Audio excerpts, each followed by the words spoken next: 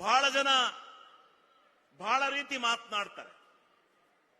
ಕರ್ನಾಟಕ ಸರ್ಕಾರದ ಹಣಕಾಸು ಸುಭದ್ರವಾಗಿದೆ, ಹಣಕಾಸಿನ ವ್ಯವಸ್ಥೆ ಸುಭದ್ರವಾಗಿದೆ.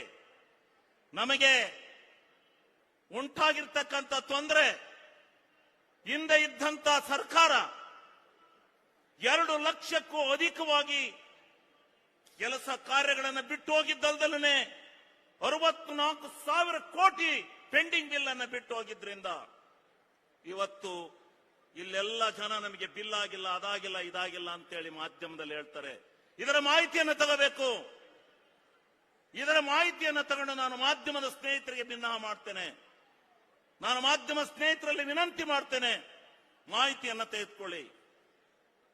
ಏಕಕಾಲದಲ್ಲಿ 2 ಲಕ್ಷ ಕೋಟಿ ಕಾರ್ಯಭಾರವನ್ನು ನಮ್ಮ ಮೇಲೆ ಹೊರಿಸಿದ್ರೆ ಆ ಹಣವನ್ನು ತೀರಿಸಬೇಕಾದ್ರೆ ನಮಗೆ ಸಮಯ ಬೇಕಲ್ವೇ?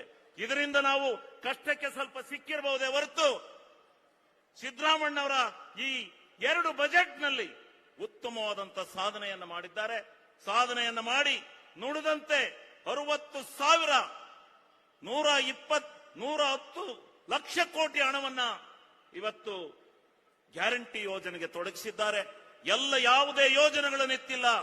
ಹಿಂದೆ ಬಿಟ್ಟು ಹೋಗಿದ್ದಂತ ಪೆಂಡಿಂಗ್ ಬಿಲ್ಗಳನ್ನ ನಮ್ಮ ಶಾಸಕ ಮಿತ್ರರು ಇಲ್ಲಿದ್ದಾರೆ, ಅವ್ರಿಗೂ ಗೊತ್ತಿದೆ, ಎಲ್ಲರಿಗೂ ಗೊತ್ತಿದೆ. ಆದ್ರೆ ಇದನ್ನ ಬಹಿರಂಗ ಚರ್ಚೆ ಆಗ್ಬೇಕಿದು, ಚರ್ಚೆ ಆಗ್ಬೇಕು. ನಮ್ಮದಲ್ಲ ಈ ಪಾಪದ ಕೂಸು.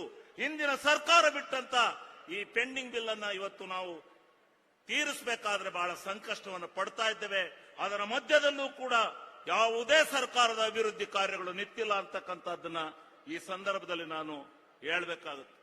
ಇದು ನಮ್ಮ ಸರ್ಕಾರದ ಆಶಯ. ನಾವು ನುಡಿದಂತೆ ನಡೆದಿದ್ದೇವೆ, ನುಡಿದಂತೆ ನಡೆದು ಸಿದ್ದರಾಮಣ್ಣವರ ಸರ್ಕಾರ ಸುಭದ್ರವಾಗಿ ಮಾಡಿದೆ. ನಾನು 18-20 ವರ್ಷಗಳಿಂದ ಶಾಸಕನಾಗಿ ಆ ಸದನದಲ್ಲಿ ಕೂತಿದ್ದೇನೆ. ನಾನು ಎಲ್ಲ ಡಿಬೇಟ್ ನಲ್ಲಿ ಭಾಗವಹಿಸ್ತೇನೆ. ಹಣಕಾಸಿನ ಬಗ್ಗೆ ಸ್ವಲ್ಪ ಮಾಹಿತಿ ನನಗೂ ಇದೆ. ಇವತ್ತು ಇರ್ತಕ್ಕಂಥ ಈ ಸನ್ನಿವೇಶದಲ್ಲಿ ನಾವು ಯಾವತ್ತೂ ಕೂಡ ಈ ಸರ್ಕಾರ ನುಡಿದಂತೆ ನಡೆದಿದೆ. ಎಲ್ಲ ಬಡವರಿಗೆ ಯಾವುದೇ ಕಾರ್ಯಕ್ರಮಗಳನ್ನು ನಿಲ್ಲಿಸಿಲ್ಲ. ಇದನ್ನ ಎಲ್ಲರೂ ಅರ್ಥ ಮಾಡ್ಕೋಬೇಕು. ಇದನ್ನ ಡಿಬೇಟ್ ಬನ್ನಿ, ಡಿಬೇಟ್ ಚರ್ಚೆಗೆ ಬನ್ನಿ, ಚರ್ಚೆ ಮಾಡೋಣ. ನಮ್ಮ ಸರ್ಕಾರದಲ್ಲಿ ಏನಾದ್ರೂ ಅಂತ ಹಣಕಾಸಿನ ವ್ಯವಸ್ಥೆ ಹದಗೆಟ್ಟಿದ್ರೆ ನಾವು ಬಹಿರಂಗವಾಗಿ ನಿಮ್ಮಲ್ಲಿ ಕ್ಷಮೆಯಾಚನೆ ಮಾಡ್ತೇವೆ. ಉತ್ತಮವಾದಂತ ಹಣಕಾಸಿನ ವ್ಯವಸ್ಥೆ ಇದ್ದು ಇನ್ನು ಈ ಸಾರಿ ನನ್ನ ಯಾರೇ ವಿರೋಧಿಸ್ತಕ್ಕಂಥವ್ರಿಗೆ ಹೇಳ್ತೇನೆ, 1,16,000 ಕೋಟಿ ಸಾಲ ತೆಗಿದ್ದೇನೆ ಅಂತೇಳಿ ಸಿದ್ದರಾಮಣ್ಣ ಅವರು ಬಜೆಟ್ ನಲ್ಲಿ ಮಂಡಿಸಿದ್ರು. ಇನ್ನು 26,000 ಕೋಟಿ ಅಷ್ಟೇ ಖರ್ಚು ಮಾಡಿರೋದು. 76,000 ಕೋಟಿ ಹಣವನ್ನ ಹಾಗೆ ಇಟ್ಕೊಂಡು ಇನ್ನು ಸುಭದ್ರವಾದಂತ ಹಣಕಾಸಿನ ವ್ಯವಸ್ಥೆಯನ್ನು ಹೊಂದಿದ್ದಾರೆ. ಇದನ್ನ ತಿಳಿದಲೇ ಇದನ್ನ ಬೆಳಗಾವಿನ ಅಧಿವೇಶನದಲ್ಲಿ ಬಿಡೋದಿಲ್ಲ. ಇದನ್ನ ಚರ್ಚೆ ಮಾಡಬೇಕಾಗತ್ತೆ.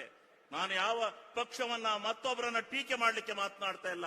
ಯಾವ ನಮ್ಮ ಸರ್ಕಾರದ ಮೇಲೆ ವಿನಾಕಾರಣ ಆಪಾದನೆಗಳು ಬಂದಿದೆಯೋ ಇದು ಬರಬಾರದು ಅಂತಕ್ಕಂಥ ದೃಷ್ಟಿಯಿಂದ ನಾನು ಈ ಸಂದರ್ಭದಲ್ಲಿ ನಾನು ಹೇಳಲಿಕ್ಕೆ ಬಯಸ್ತೇನೆ.